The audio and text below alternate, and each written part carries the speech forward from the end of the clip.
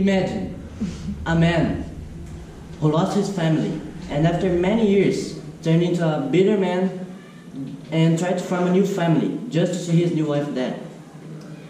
Her last wish was for him to throw her ashes from the highest mountain of the world. And now he and his son, that is entering adolescence, needs to enter in a journey to throw her ashes. So you may think this story is from a movie or maybe a book or that I just invented it. But it's actually from a game called God of War. But imagine another story. You are a lone father with your daughter, and in a matter of hours, a disease just turned the city into chaos. And while trying to escape, your daughter dies in your arms. After 20 years, you are now a smuggler who needs to, well, smuggle things to get food cards to eat.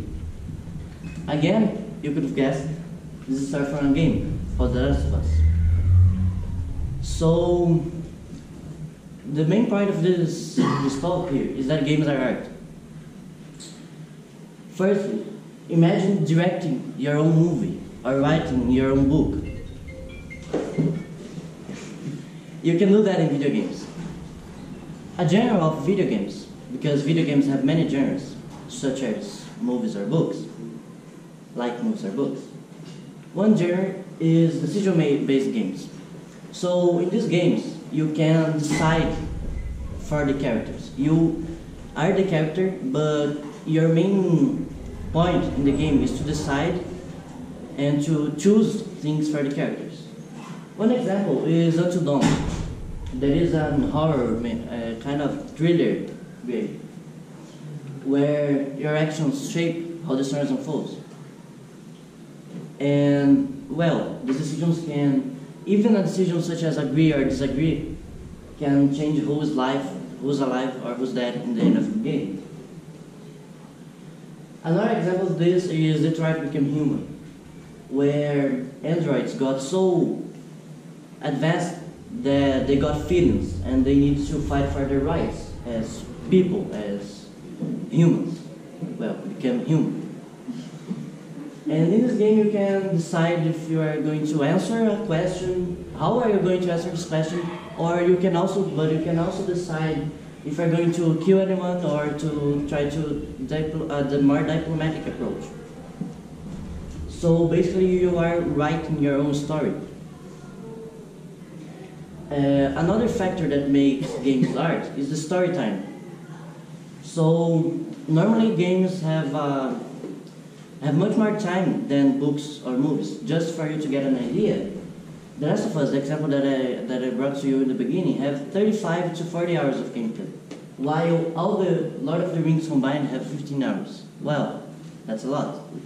So in this time you can create a much more complex and a much more personal relationship with the characters. Another example is The Witcher, that can take 100 or 200 or 300 hours to complete it. And in that time you identify so much with the character that you basically turn into it. So you not only write your book, but you live your book. Another thing that makes games art are cinematics and graphics. So there are many styles of graphics or cinematics. So just to show you a little bit, do you know Infinity War movie from the Avengers?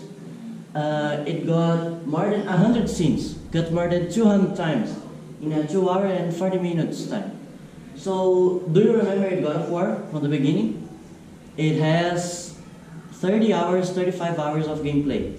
Can you imagine how much scenes or how much cuts are there in the game? Well, there are 0. From the first scene, from the middle of the game to the end, there is one fluid scene. There aren't cuts, there aren't black scenes, there aren't loadings, there aren't nothing. There is one scene. The game just continues.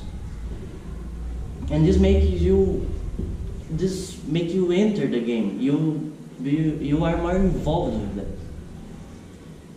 that. But also there are different kinds of graphics. So this Horizon Zero Dawn, the graphics can make even gigantic robot dinosaurs look realistic. But there are also other games that make, well, even cartoonized graphics that make the Seven Seas looks realistic and beautiful at the same time, while being cartoonized.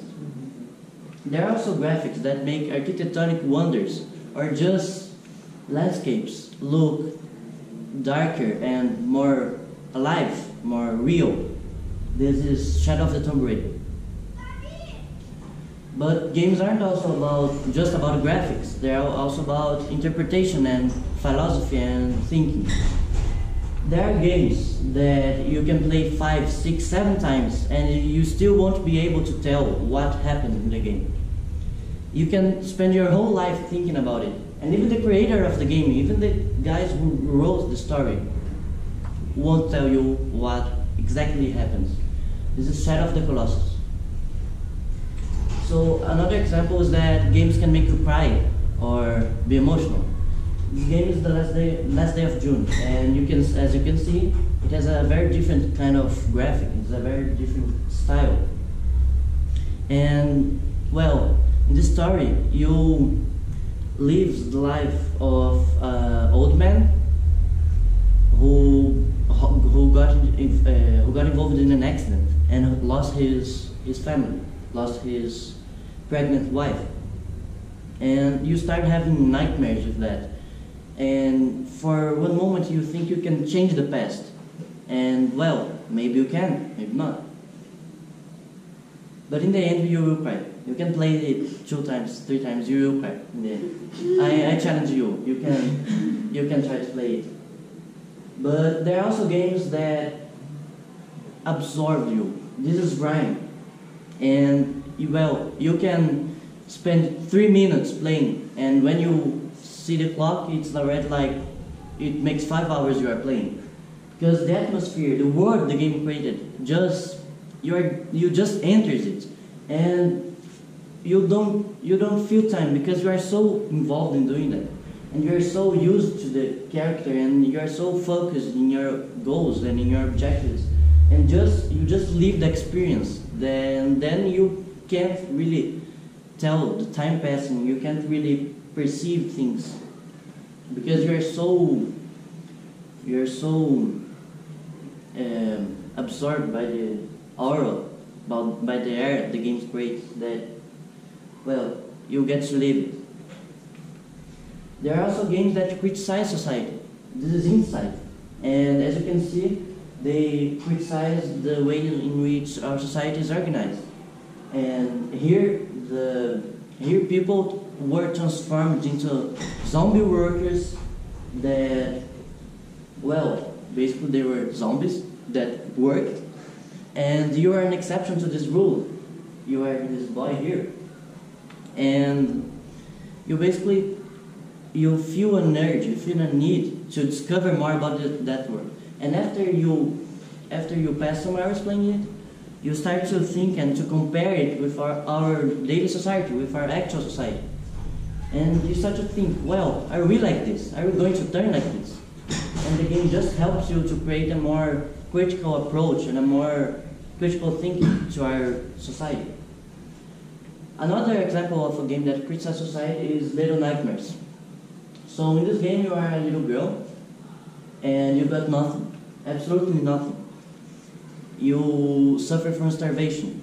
But then when you get to know more about this world, you see that there are people that just eat, people that spend hours eating and just want more, more and more, and got everything. So basically this is kind of the other game that I showed, that is Inside. The people were transformed into zombies, but they just worked and eat. So basically they worked, I don't know, 12 hours or a day, and then they spent a day eating in the restaurant.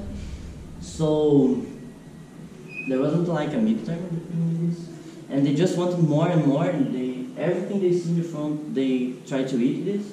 So basically they try to eat your character that is a little girl, like a very little girl, and they just want more and more, and then you start to think and to compare with our daily society, like in the inside.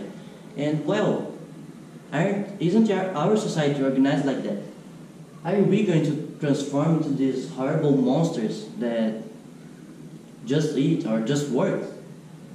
So now I'm going to end my presentation, my talk, with a quotation that really fits into this presentation, of a very intelligent person that I admire the most in my life, and that, well, this person is fantastic. Some of you may know him. So the quotation is that games are art, and the person is me. So thank you all.